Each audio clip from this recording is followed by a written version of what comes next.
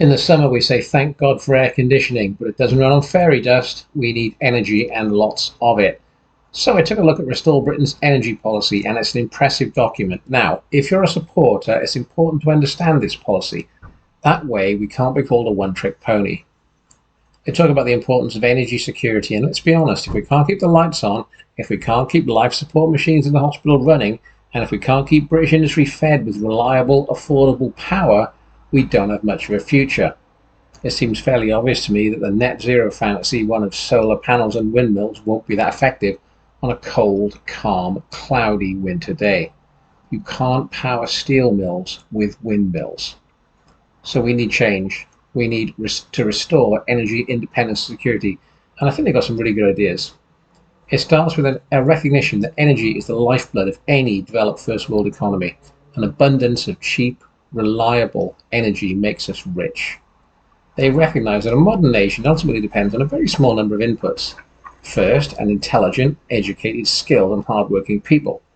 Secondly, food security, you've got to feed the people after all. And thirdly, energy to power the economy.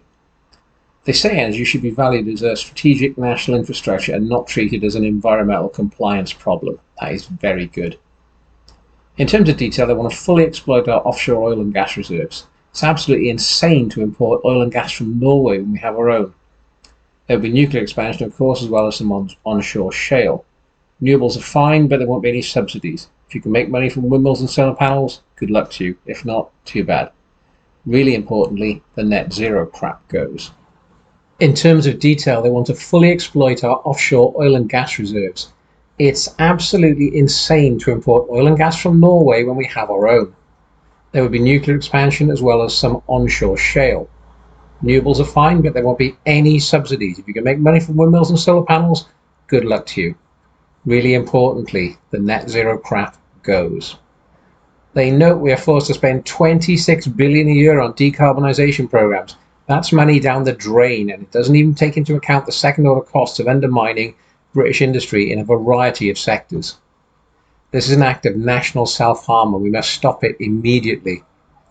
They also pick up a really important point. Infrastructure projects in China take about 3 years. In Britain, they take about 2 decades because our planning and legal systems just get in the way. To be honest, they're a bit light on detail here, but it's a policy paper, not a white paper, so I think we can forgive them. Ultimately, you just need to take a sabre to the bureaucracy. They have some pretty startling figures regarding the production of oil and gas from the British North Sea. In 2000, we were producing about 4.5 million barrels a day. That was energy we could sell. Today, the figure has slumped to around 1 million barrels a day, and by 2050, it's planned to be zero. This is absolute madness. The Norwegians, by contrast, are having none of this, and they have a sovereign wealth fund. The Norwegian government is currently running a budget surplus of around 13% of GDP.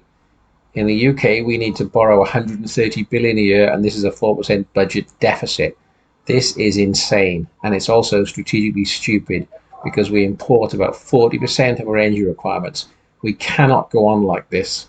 To give you an example, there's an oil field called Rosebank. If the government simply got out of the way, it could be producing 70,000 barrels of oil per day by the autumn. This is half of what we import from the Gulf daily. We're leaving our own oil in the ground to make Arabs rich. This is stupid and dangerous. And mad as that is, there's an even more looming problem on the horizon. Of Britain's 9 civil nuclear reactors, 8 are scheduled to close by 2030. The 2 new reactors under construction will not be ready until the mid-2030s, so there is a significant energy gap. You can read the whole document if you want, but fundamentally it talks about 5 concepts: energy independence, sovereignty, affordability, and speed combined with fiscal prudence. The establishment parties have failed us completely on energy supply, and if we let this failure continue, it's going to have some very serious consequences in the future. We're already poorer than we need to be. I don't fancy a future huddling in the cold dark. This is a well-considered and sane energy policy. It's another reason to vote for Restore Britain. If you like this, you are the resistance, so please like, recommend, and subscribe.